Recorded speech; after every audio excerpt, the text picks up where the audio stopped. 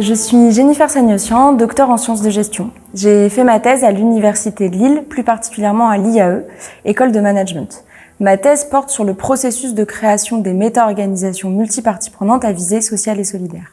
La méta-organisation est une organisation faite d'organisations, sans que celle-ci ait de relations de subordination entre elles. C'est le cas notamment de la FIFA ou de l'Europe. Par ma thèse, j'ai cherché à comprendre comment des acteurs variés sur un même territoire décident de s'associer collectivement pour répondre à des besoins sociaux et solidaires non résolus, comme c'est le cas de la transition écologique, l'alimentation locale, la mobilité douce ou encore l'insertion sociale. Mon travail porte principalement sur un dispositif créé en France il y a une dizaine d'années, le pôle territorial de coopération économique.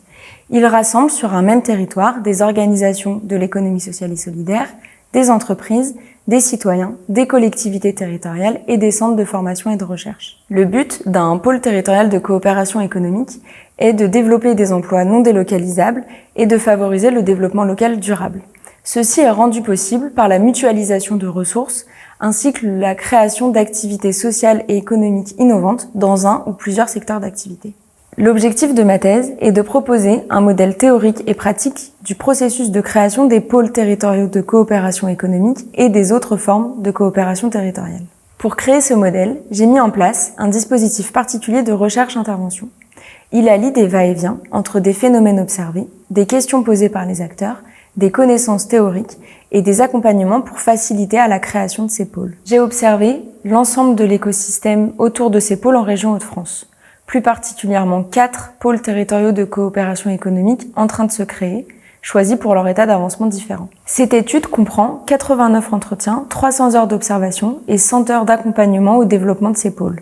Mon travail de thèse a permis de compléter des définitions et connaissances théoriques au sein du courant récent des méta-organisations. Cependant, les études précédentes se sont basées sur des organisations regroupant des organisations similaires, de même nature juridique ou dans le même secteur d'activité.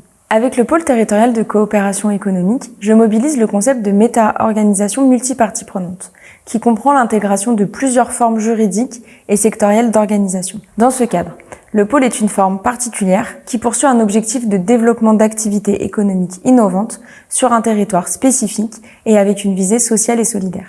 Mes résultats mettent en évidence l'implication des organisations à différents niveaux dans la création des nouvelles formes d'organisation multiparties prenantes à l'échelle du territoire. Au niveau de l'environnement, par la création d'un écosystème favorable à leur développement, par la co-création de politiques publiques ou de plaidoyer. Au niveau de la coopération, par la structuration d'une méta-organisation multiparties prenantes basée sur des actions communes portées par les membres. Au niveau des organisations, par leur capacité à mettre à disposition des ressources pour développer ces activités innovantes. Mon travail de recherche met en lumière un processus de création des pôles territoriaux de coopération économique en 3 étapes. Première étape, une organisation va devenir pilote du projet et associer autour d'elle un noyau dur d'organisations qui lui sont similaires. Par exemple, une association va aller chercher d'autres associations du territoire. Deuxième étape, ces associations vont aller chercher des organisations variées du territoire pour développer des activités socio-économiques innovantes, une légumerie ou un garage solidaire. Enfin, en troisième étape, ces organisations vont se structurer dans un pôle collectif pour co-gérer et co-réaliser les activités innovantes. Elles vont également partager les prises de décision en créant une association ou une entreprise coopérative. À partir de mes travaux, j'ai décidé de cofonder l'équipage avec un associé designer et graphiste, Gwendal Henry. Cette entreprise a pour but d'accompagner les coopérations territoriales dans toutes les conditions nécessaires à leur développement.